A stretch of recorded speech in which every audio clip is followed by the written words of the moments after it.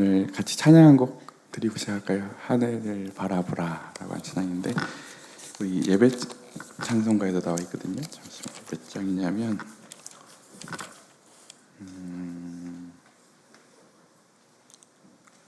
452장입니다. 454장입니다.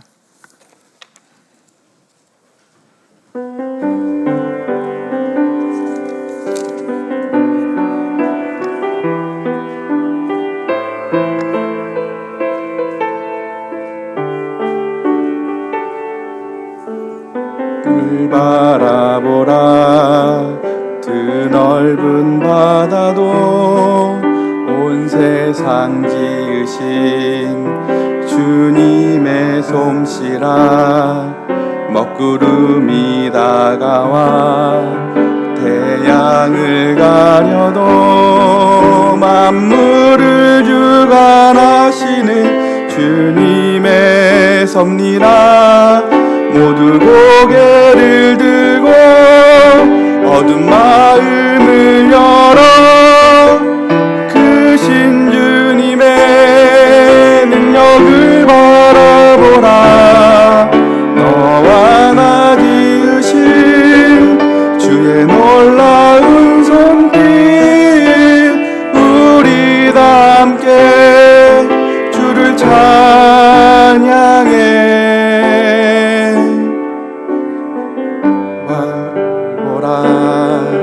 하늘을 나는 새도 만물을 지으신 주님의 솜씨라.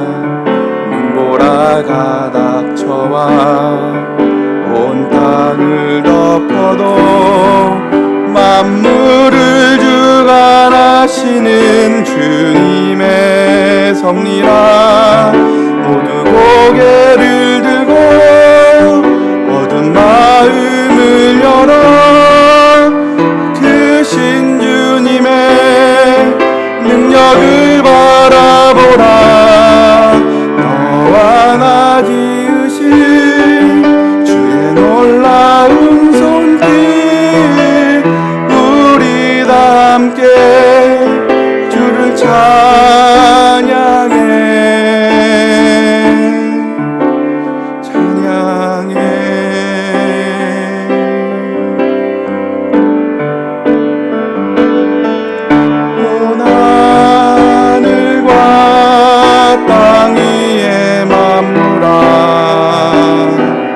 겸손히 무릎 꿇고 주의 위엄 앞에 경배하라.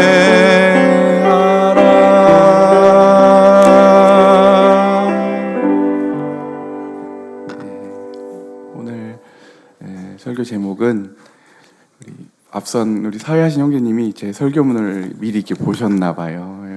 오늘 제 설교 제목은 뭐냐면 하나님을 즐거워하는 것이라는 주제로 오늘 하나님 말씀 증거하도록 하겠습니다. 뭐라고요? 하나님을 즐거워하는 것. 우리 옆에 계신 성도님들께 오늘 이렇게 질문으로 이렇게 한번 시작해 볼까요? 인사 겸 질문인데요.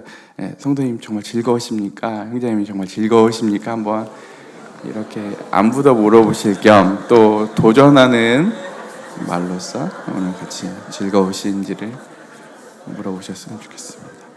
그리고 오늘 본문은 하박국서 3장 말씀입니다. 하나님 말씀 구약 하박국서 3장 17절부터 19절까지 제가 동독해 드리겠습니다. 비록 무화과 나무가 무성하지 못하며 포도나무에 열매가 없으며 감람나무에 소출이 없으며 밭에 먹을 것이 없으며 우리의 양이 없으며 외양간에 소가 없을지라도 나는 여호와로 말미암아 즐거워하며 나의 구원의 하나님으로 말미암아 기뻐하리로다. 주 여호와는 나의 힘이시라. 나의 발을 사슴과 같이 하사 나를 높은 곳으로 다니게 하시리로다. 아멘. 저한테 누군가 이렇게 즐거움냐고 저한테 오히려 반문을 하신다면 솔직히 즐겁지가 않은 것 같습니다. 요즘에 즐거운 거를 찾기가 쉽지 않은 것 같아요. 왜냐면 뭔가 이렇게 계속 뭔가 추구하고 이렇게 살아가는데 뭔가 신선하거나 뭔가 이렇게 기쁨을 주는 게 이렇게 별로 없는 것 같거든요. 솔직히 제 내면을 이렇게 보게 되면 왜 그런가 봤더니 그 어렸을 때 이제 제가 취미들이 여러 가지가 있었거든요. 현재 이제 현재 취미는 커피를 이렇게 볶고 커피를 내리는 게 이제 제 취미인데 제 첫 취미가 뭐였을 것 같으세요? 네, 제 첫 번째 취미는 게임이었습니다. 우리 아들이 게임을 괜히 좋아하는 게 아니라 제가 게임을 진짜 좋아했는데요. 저 때는 그 게임이 이게 컴퓨터 게임이 아니라 이렇게 팩을 이렇게 딱 꽂아가지고 되게 단조로운 이런 게임이었거든요. 근데 그때를 생각해 보면 제가 뭐 돈을 주고 사는 게임은 안 되고 빌려왔었거든요. 송천초등학교 앞에 이렇게 게임을 이렇게 빌려주는 데가 있었어요. 거기서 그것을 이렇게 1,000원, 500원 주게 빌려오면은 그거를 들고 온 내내 어떤 게임이 펼쳐질지에 대해서 막 기대가 되고 또 대부분의 그때 당시에 게임들은 지금도 마찬가지겠지만 그 스토리들이 되게 모험이거든요. 이번 스테이지를 깨면 다음으로 가게 되고 또 그 다음 스테이지로 이렇게 넘어가게 되는데 꼭 친구가 그 비법을 알아요. 거기 어디 숨겨져 있는 걸 알게 되면 굉장히 그 통로를 찾는 게 신비롭기도 하고 그 방법을 알고 있는 그 친구조차도 되게 신비롭게 느껴졌던 그 어린 시절이 있었거든요. 다르게 공감을 못하시죠? 이제 저 때는 이제 그런 레트로 감성이 좀 있습니다. 그리고 이제 그 이후에 이제 두 번째 취미는 이제 바둑이었거든요. 바둑.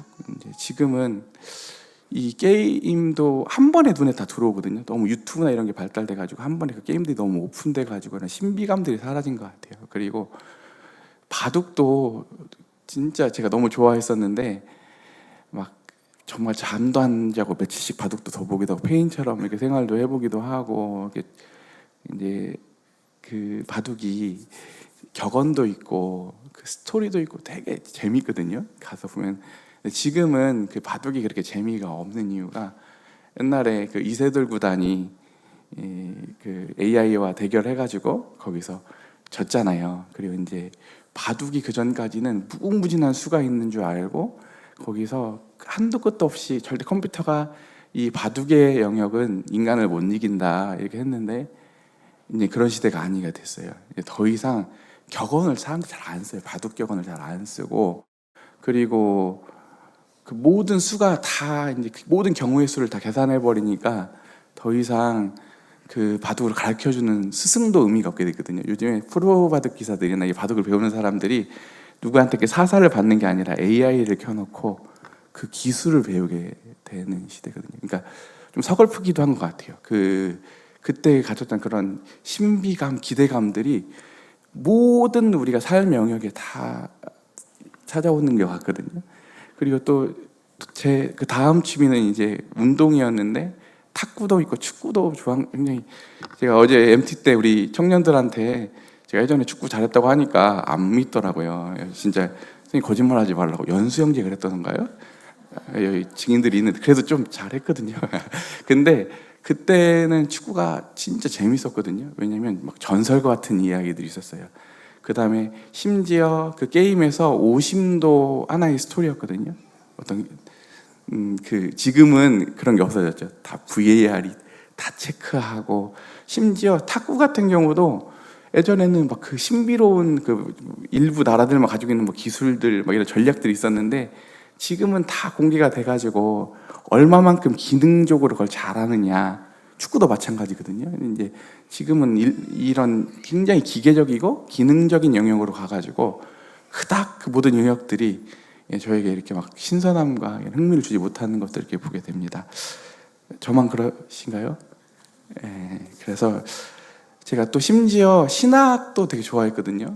책도 굉장히 많이 보고 했는데 신학도 처음에는 이런 세계가 있단 말이야 하면서 막 이 책 저 책 사다 보고 이 강의 저 강의 해보는데 제가 굉장히 많은 시간 동안 투자를 해서 나름대로 아마추어 수준에서 이렇게 해보니까 그것도 가서 보면 결국에 한계가 있고 어떤 범주가 있어요. 이게 무한한 게 아니거든요.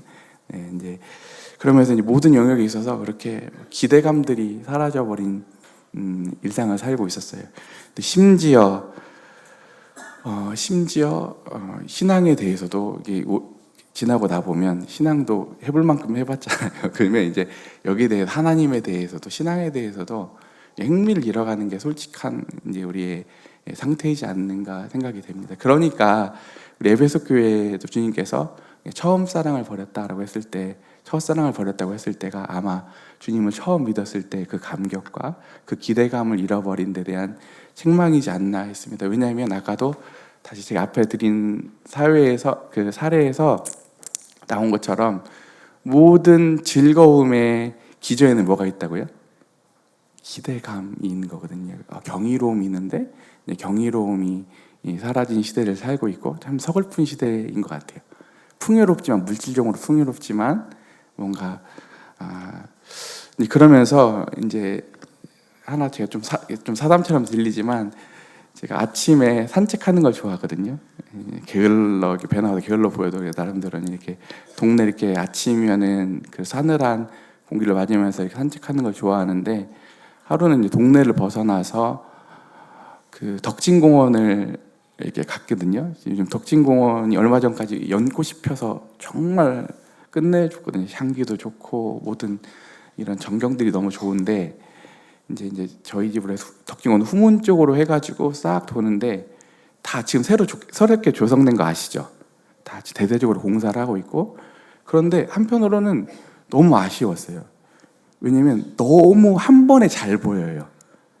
덕진공원 예전에 제가 어렸을 때부터 유아기 때부터 뛰어놀았던 덕진공원은 되게 어느 공간은 숨겨져 있고 어떤 공간은 나무로 울창해 있고 어떤 구조물들이나 동상들이나 이런 것들에 의해서 한 번에 안 들어오는 공간이었는데 지금은 물론 한 번에 보여서 어떤 치안이나 이런 경관들은 굉장히 좋아졌지만 예전에 제가 기억했던 신비로웠던 공간은 더 이상 이제 존재하지 않는 걸 이렇게 보게 되거든요. 그러면서 제가 이렇게 덕진공원 정문으로 해서 딱 오는데 이제 그 보니까 그 출입 금지라고 이렇게 딱 정문이 있었던 자리를 이렇게 딱 보면서 어떤 상상을 하게 됐냐면 더 이상 예전에 덕진공원 이제 성경으로 하자고 하면 예전에 에덴으로 돌아갈 수 없구나라는 상상을 해보게 됐어요. 마치 아담과 하와가 선악과를 따먹고 나서 다시 이 에덴으로 돌아가지 못했던 것처럼 어느새 우리가 경의를 잃어버렸기 때문에 다시금 하나님이 주시는 이 기쁨의 시대로 돌아가지 못하는 건 아닐까라는 생각을 해보게 되었습니다. 좀 무거우시죠? 우리가 살고 있는 시대가 마냥 좋은 시대는 아닌 것 같습니다. 이제 그러면서 한마디로 다 볼장 본 시대인데요. 그러면서 왜 우리가 다시 이 즐거움을 회복해야 될까? 왜 다시 경이로움을 회복해야 될까에 대해서 생각해봤고 그 다음으로는 우리의 이 즐거움과 경이로움을 뺏어가는 것들은 도대체 무엇이지? 그렇다고 하면 하나님께서 다시금 이 즐거움과 경이로움을 찾게 하기 위해서 하나님은 어떤 방법을 우리에게 마련해 주셨는지 이 세 가지를 통해서 오늘 말씀을 살펴보도록 하겠습니다. 먼저는 왜 신앙에 있어서 즐거워하는 것, 기쁨이 왜 중요한가요? 왜 중요할 것 같으세요? 중요한 것 같으시죠? 지금까지 설명 들어보니까 왜 중요할 것 같으세요? 저는 오늘도 세 가지로 요약을 해봤는데요. 첫 번째는 예배거든요. 예배. 하나님을 즐거워하지 않으면 예배가 성립할 수가 없어요. 왜냐하면 우리 그 웨스트민스트 소유리문답이라고 하는 이런 신앙 고백서가 있거든요. 이게 쉽게 말하면 어떤 거냐면 그 장로교단에서 그 유아들에게 어린 아이들에게 새로 입교한 사람들한테 신앙을 잘 설명해 주려고 만든 문답서예요. 그러니까 이게 질문을 하고 거기에 대한 답변을 통해서 신앙을 전수해 주는 내용이거든요. 근데 첫 번째 제1문항이 뭐냐면 첫 번째 질문이 뭐냐면 사람의 제일 되는 목적이 무엇입니까? 이렇게 시작을 하거든요. 뭐라고요? 하나님이 인간을 만든 가장 중요한 첫 번째 목적은 무엇이냐라고 했을 때 답변이 그래서 설교 때 많이 들어보셨죠? 뭐예요? 첫 번째는 그분을 영화롭게 해드리는 것이고 그분을 영원히 즐거워하는 것이다, 이렇게 말하고 있거든요. 그러니까 두 가지로 얘기하는 것 같은데 실은 하나님을 예배하는 것과 하나님을 즐거워하는 것은 같다는 얘기거든요. 그리고 하나님은 그분을 즐거워하지 않는 예배를 하나님도 자존심이 있으시죠. 좋아하시겠어요? 안 좋아하시거든요. 그래서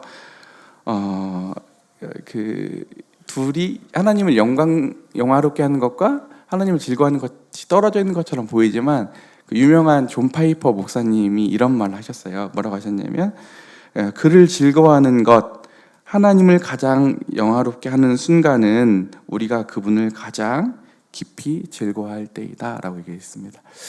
그렇습니다. 그래서 첫 번째는 예배와 관련돼서 우리가 그분을 가장 즐거워할 때 그분 영광 받으시기 때문이고, 두 번째는 사귐이거든요. 뭐라고요? 네, 교제. 제가 원래 지난번 설교 제목에서 하나님의 임재와 교제라고 했고 하나님의 함께 하심과 사귐이라고 한 주제였는데 뒷부분은 못했거든요. 오늘 그 관련된 주제인데 왜 사귐이 중요하냐. 하나님을 즐거워할 때 사귐이 일어나거든요. 즐거워하지 않는데 다른 사람을 어떻게 알아가고 어떻게 그 관계가 유지가 되겠어요. 그래서 하나님이 그분과의 관계 속에서 왜 그분을 즐거워하도록 원하셨냐면 사귈 때 그분과 상호작용이 일어나거든요. 그래서 여기서 잠깐 몇 가지 얘기해보면 우리 청년들하고 대화를 하면서 우리 청년들이 무슨 어려움이 있으면 요즘은 딱 AI를 켜가지고 이런 일이 있는데 넌 어떻게 생각해? 이렇게 카운셀링을 한다고 하더라고요. 이게 상호작용을 AI랑 하거든요. 근데 그럴듯하잖아요. 그리고 실은 제가 아침에 설교문을 다 썼거든요. 왜 다 썼는지 아세요? 제가 어제 저녁 때 설교문을 다 썼는데 어제 밤에 그냥 야 내가 오늘 이런 주제로 설교하려고 하는데 넌 어떻게 생각해? 해보니까 쭉 써줬는데 저랑 싱크를 너무 비슷한 거예요. 이게 지금 두 번째거든요. 그래가지고 이거 안 되겠다, 이런 설교 못하겠다 해가지고 다시 썼어요. 근데 그 정도로 우리 모든 이제 현대인들이 상호작용을 사람이 아닌 약간 이제 AI랑 하게 되거든요. 근데 이 상호작용이 너무 중요하죠. 그러니까 왜냐하면 무엇과 상호작용하느냐, 누가 상호작용을 하느냐가 이제 중요하니까 세상에서도 환경을 얘기하고 더 실은 더 나은 학교 가서 더 나은 사람들과 더 나은 교수들 밑에서 더 이렇게 상호작용을 하고 싶어 하는 게 욕심이잖아요. 근데 오늘도 분명히 나중에 가보면 우리 신앙 안에서 우리는 누구와 상호작용하죠? 누구와 사귐이 있죠? 하나님하고 사귐이 있고 하나님하고 상호작용하잖아요. 또 뭐와 상호작용하죠? AI예요? 성도들하고 상호작용하고 하나님 말씀과 상호작용하잖아요. 지금은 이게 안 드러나지만 분명히 다를 것 같아요. 지금은 AI한테 물어보는 게 그닥 신선하고 이렇게 한 것 같지만 나중에 시간이 지나면 반드시 신앙 안에서 우리 가져다 준 지점과 이 AI와 이 세상에 있는 기계적인 것들이 가져다 주는 지점은 분명히 다를 것이다 라는 생각을 해보게 되었습니다. 아멘이시죠? 그래서 우리가 하나님과 사귐 가운데 들어가기 위해서 아까 하나님을 즐거워해야 된다고 하는 거거든요. 그 다음에 세 번째는 왜 이 즐거움이 중요하냐면 지속성입니다. 뭐라고요? 아까 첫 번째는 예배의 아주 핵심이기 때문에 즐거움이 중요하고, 두 번째 하나님과 사귐에 있어서 이 즐거움이 중요하고, 세 번째 뭐라고요? 지속성. 그래서 이런 격언이 있는데요. 천재는 노력하는 사람을 이기지 못하는데 이 노력하는 사람은 누구를 못 이긴다고요? 즐기는 사람을 이기지 못한다라고 하는 격언이 있습니다. 그런데 우리가 이 신앙생활이 우리 지난주에 침례를 받으셨지만 앞으로 이 펼쳐질 일들이 어마어마합니다. 이게 만만한 작업이 아니거든요. 이 신앙을 완주한다고 하는 게 처음에 이제 구원받고 막 좋잖아요. 하나님의 은혜. 근데 얼마 지나지 않아서 이 길이 만만한 길이 아니라는 걸 알게 되거든요. 절대 우리 인간의 힘으로는 이 길을 갈 수가 없어요. 그러니까 성령, 공동체, 하나님의 때를 따라 돕는 은혜, 이런 모든 것들이 다 작용해야지 우리가 그 완주할 수 있는데요. 근데 여기서도 우리가 이 신앙의 여정을 버거워하고 힘들어하고 고통이라고 생각하면 이 길 끝까지 못 가거든요. 이 신앙이 즐거울 때 끝까지 갈 수 있는데, 실은 이건 저에게 하는 말이었어요. 제가 요즘에 신앙이 이렇게 즐겁지 않았거든요.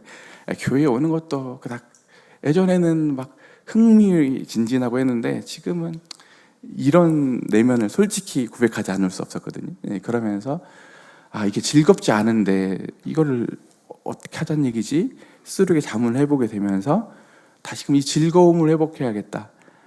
하나님에 대해서, 교회에 대해서, 또 성도님들에 대해서 정말 만났을 때 즐겁고 환대하고 하나님을 생각하면 마음이 뛰고 마음이 설레이고, 이런 마음들을 정말 다시 회복해야겠다는 마음을 스스로 해보게 되었습니다. 아멘이시죠? 우리가 끝까지 가기 위해서는, 이 지속성을 갖기 위해서는 아까 기쁨, 아까 즐거움이 필수라고 하는 거거든요. 그래서 제가 그 예전에 읽었던 책에서 이런 내용이 나왔거든요. 특히 이제 캐톨릭에서 이제 그 사제를 이렇게 뽑잖아요. 아무나 되는 게 아니거든요. 캐톨릭의 사제를 뽑을 때 제일 중요시 보는 조건 중에 하나가 뭐냐면 기쁨이 있는가를 본다고 하는 거예요. 그 다음에 즐거움이 있는가.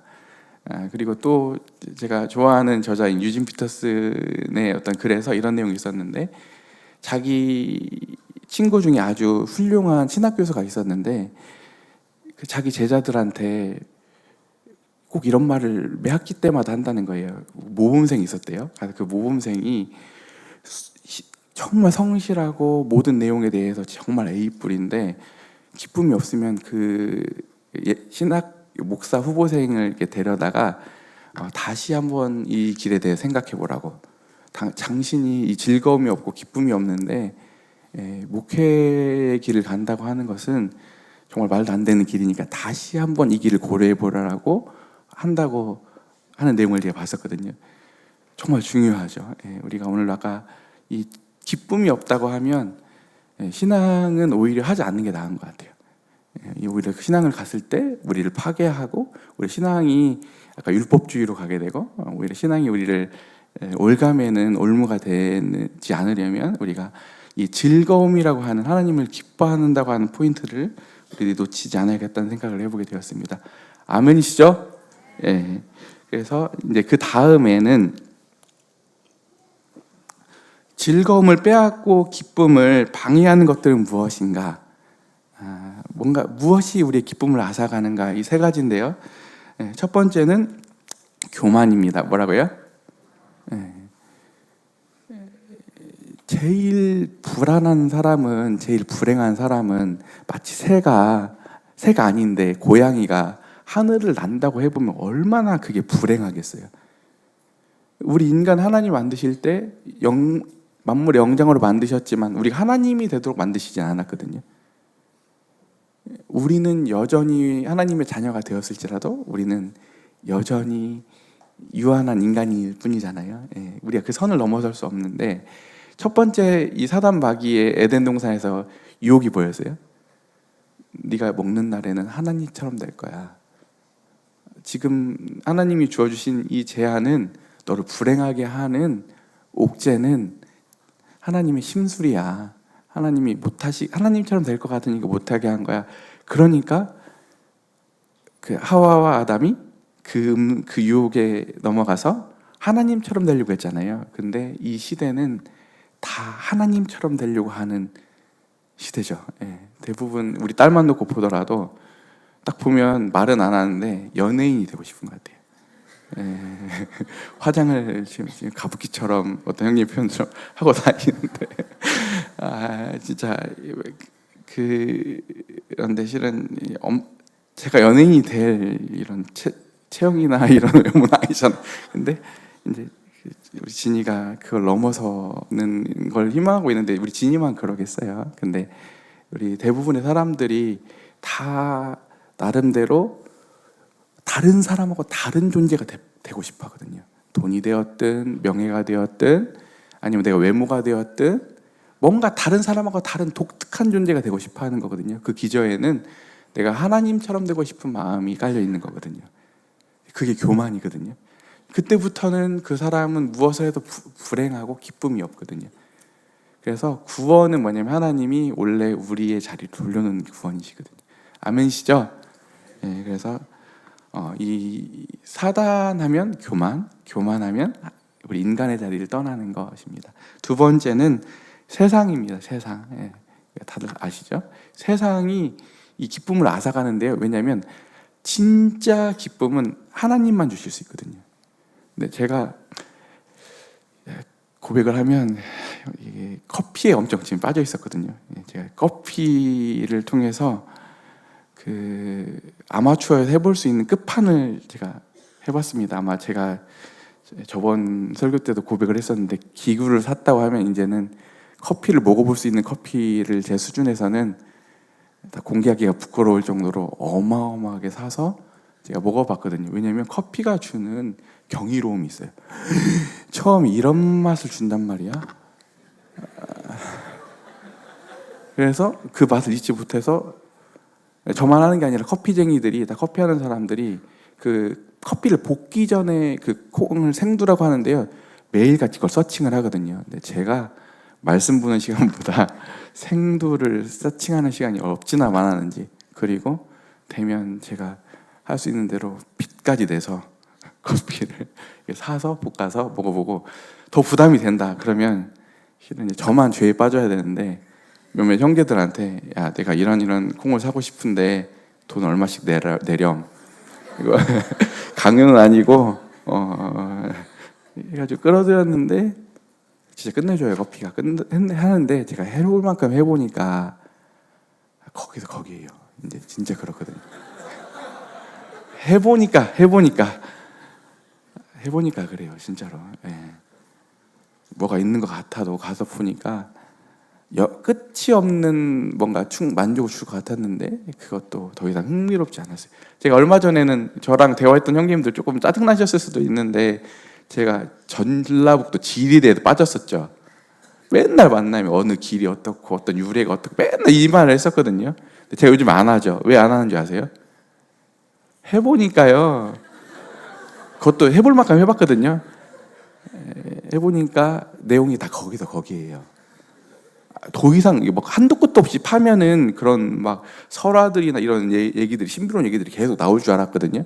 몇 개 안 되더라고요. 근데 그거 가지고 전주시하고 전라북도에서 이렇게 포장해가지고 뭔가 있는 양 했던 제가 그 밑밥에 걸려가지고 한두 달 정도를 빠져가지고 이렇게 보냈었는데 세상 것들이 다 거기서 거기거든요. 근데 여기도 만족 못하니까 옮겨가고 이러는 거 아니겠어요?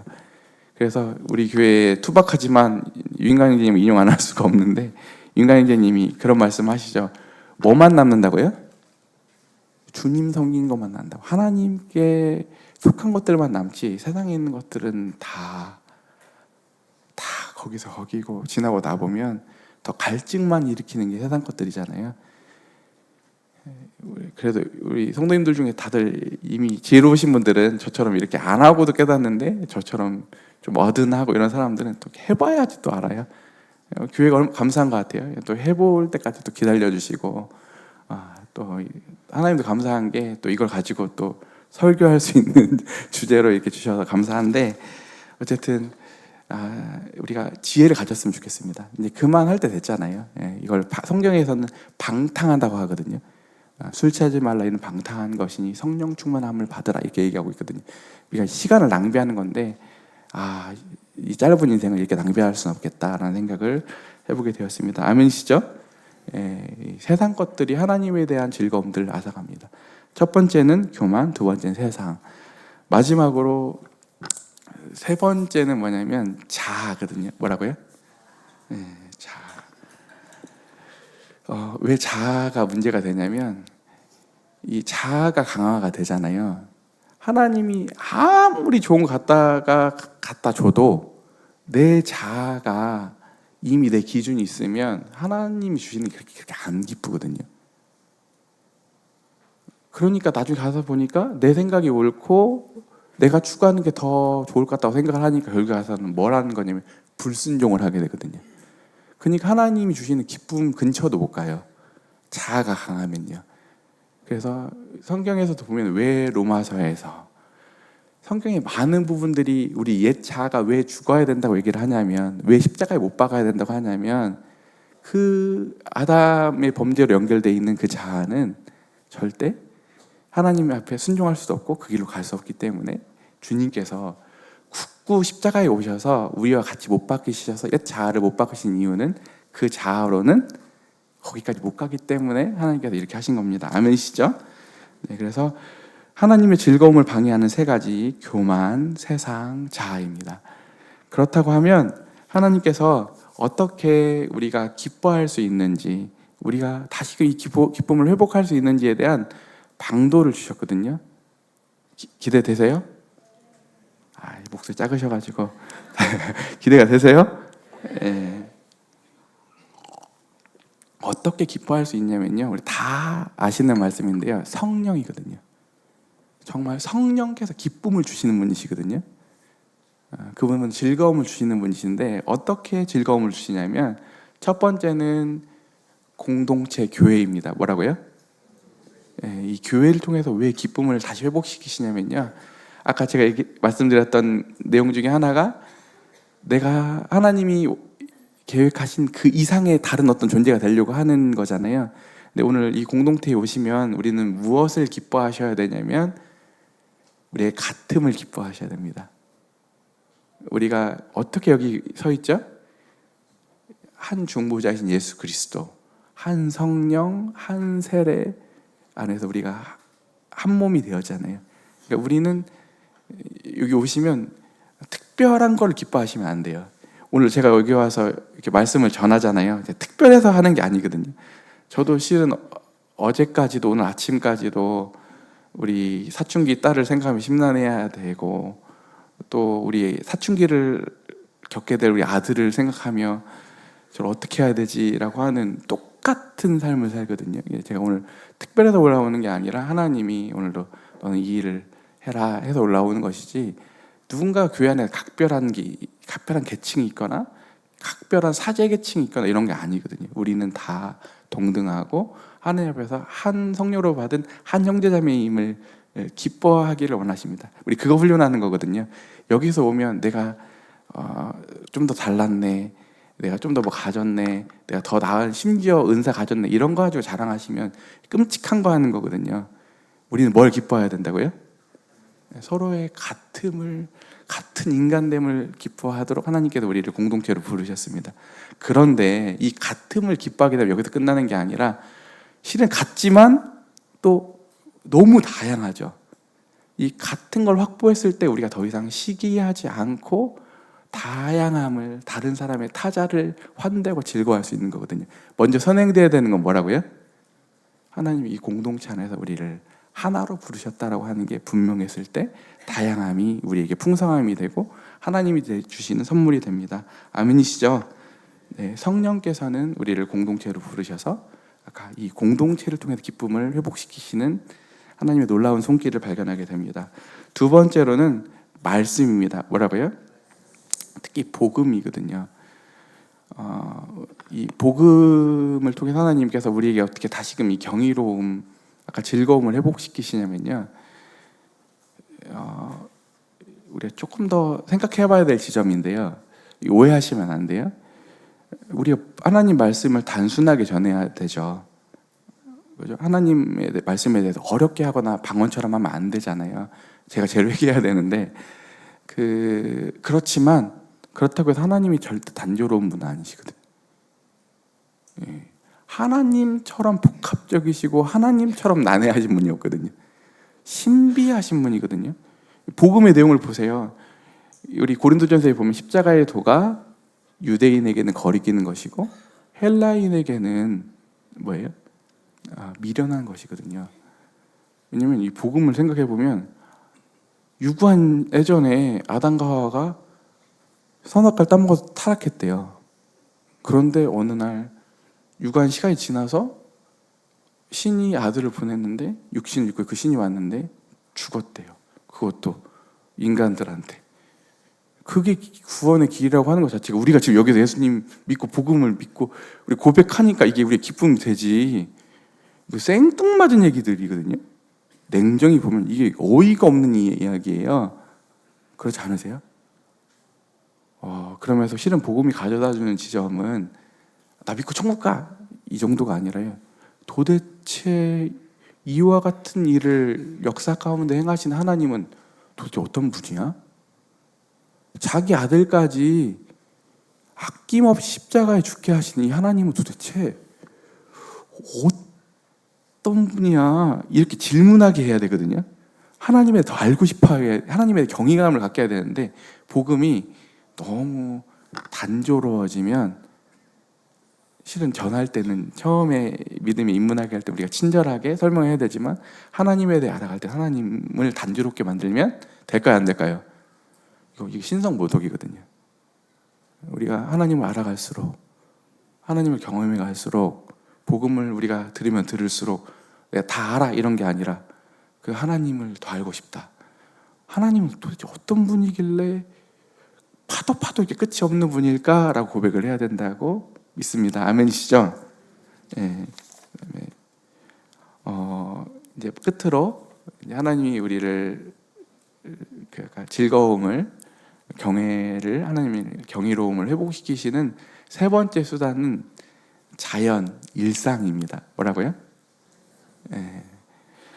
제가 이제 저희 자매랑 어제 그 캠프장에서 그제 이제 1박을 하고 이제 아침에 산책을 하는데 같이 이렇게 저쪽 그 해돋이 펜션 쪽으로 이렇게 걸어갔다 왔어요. 갔다 왔는데 그 혹시 사진 하나 제가 부탁했는데 이게 딱 있는 거예요. 뭐예요? 호박이 있죠. 그래서 우리 자매가 길에 호박이 있네 이러길래, 여보 저기 버리는 것처럼 보여도 아마 주인은 맨날 저거 볼걸? 한번 챙길걸? 되게 그랬거든요. 근데 그 말 했는데 이제 다음 사진 바로 한 걸음 가니까 호박이 저기 난간에 이렇게 달려있는데 저걸 끈으로 잘 묶어놨더라고요. 주인이 있는 거죠. 버려진 것처럼 보이는데 주인이 있죠. 그러면서 제가 더 기특한 말을 했습니다. 이제 걸어가는데, 여보 이렇게 자연이 스스로 있는 것처럼 보이지만 하나님이 돌보시고 하나님이 다 지켜보시고 하나님이 만드신 거잖아, 이렇게 얘기를 했거든요. 이게 이제 말로 지금 여기 설명하고 있지만 그때 당시에는 그게 제 몸으로, 제 모든 감각으로 들어왔었거든요. 이제 그러면서 이제 제가 더 기특한 말 하나 더 했는데, 여보 우리 편에서는 어떤 공간은 더 화려하고 어떤 자연의 경관은 더 귀중해 보이지만 보실 때는 모든 공간, 모든 피조물, 모든 사람을 하나님은 다 그렇게 소중하게 보시지 않을까? 이런 말을 했다니까요. 그래서 했는데, 그러면서 이제 그 생각이 들었어요. 하나님이 세상을 이처럼 사랑하사라고 하는 말씀이 이제 문자에서 이제 제게 가슴을 때리는 말씀으로 와닿았는데, 하나님은 이 자연을 통해서 이렇게 말씀하시거든요. 제가 이런 패턴으로 오늘 자매와 대화를 했지만 주님이 그렇게 말씀하셨거든요. 제자들하고 말하실 때, 사람들하고 말하실 때, 야 저기 백합화를 봐라, 들풀을 봐라, 하늘에 나는 새를 봐라. 이 하나님은 우리 특별한 어떤 것들을 통해서 우리를 일깨우시는 게 아니라 하나님이 만드신 이 피조세계, 이 자연을 통해서 하나님이 어떤 분이신지를 다시금 깨닫게 하시고 하나님을 예배하는 자리로 우리를 이끄심을 보게 됩니다. 아멘이시죠? 이제 결론을 맺겠습니다. 오늘 우리가 이제 즐거우실 거죠, 성도님들? 근데 하나 이제 로마서의 표현에 의하면 어디까지 즐거우셔야 되냐면 고난 중에도 즐거워하셔야 된다고 얘기를 하고 있습니다. 쉬운 일이 아니거든요. 근데 저희 자매랑 조금 더 길 가다가 그 학동교회 있죠, 학동교회. 캠프장에 학동교회가 있거든요. 학동교회 뒤에 울창한 숲이 우거져 있어요. 근데 저희 자매가 그런 얘기를 했거든요. 여보 저기 들어가면 되게 무섭겠다. 빛이 안 들어가는 숲이었거든요. 그런데 저의 지난 이 과거들 생각해 보면 정말 밝았을 때, 뭔가 잘 풀렸을 때는 하나님이 그닥 그렇게 안 느껴졌던 것 같아요. 그래서 제가 이런 말을 했어요. 한번 세 번째 더 훌륭한 말을 했는데 뭐라고 얘기했냐면 경이로우신 하나님은 사망이 음침한 골짜기에서 잘 경험되는 것 같다, 이렇게 얘기했던 것 같아요. 아멘이세요? 그렇습니다. 우리가 신비로우신 하나님을 참 놀랍게도 우리가 잘 풀릴 때 경험하는 게 아니라 우리가 아까 고난 중에 있을 때, 이 고난 자체가 즐거운 게 아니라 그 고난 중에도 우리 함께 하시고 일하시는 하나님으로 인해서 우리가 즐거워할 수 있음을 고백하게 됩니다. 아멘이시죠? 다시 한번 마지막으로 어떻게 하나님을 기뻐할 수 있는가, 성령께서 사용하시는 세 가지: 교회, 말씀, 자연을 통해서 하나님은 우리를 사랑하시고 우리에게 즐거움을 다시 회복시키시는 분이심을 고백하게 됩니다. 그래서 다시금 우리 일상으로 돌아가셔서 정말 예배가 회복되고 하나님과 사귐이 다시 회복되고 끝으로 우리 신앙을 완주할 수 있는 즐거움들을 회복하고 돌아가셨으면 좋겠습니다. 기도하시고 마치도록 하겠습니다. 아버지 하나님, 죄로 인하여 즐거움을 잃어버리고 우울함과 어둠 가운데에 멸망에 가던 저희들을 빛의 자녀로 불러주시고 저희에게 세상이 줄 수 없는 즐거움으로 초대하신 아버지 하나님을 이 시간 찬송드립니다. 저희들이 이 세상 사는 동안 믿음과 소망과 사랑 가운데 이 길을 끝까지 걸어가게 하시옵소서. 우리 주 예수님의 이름으로 기도드렸습니다. 아멘.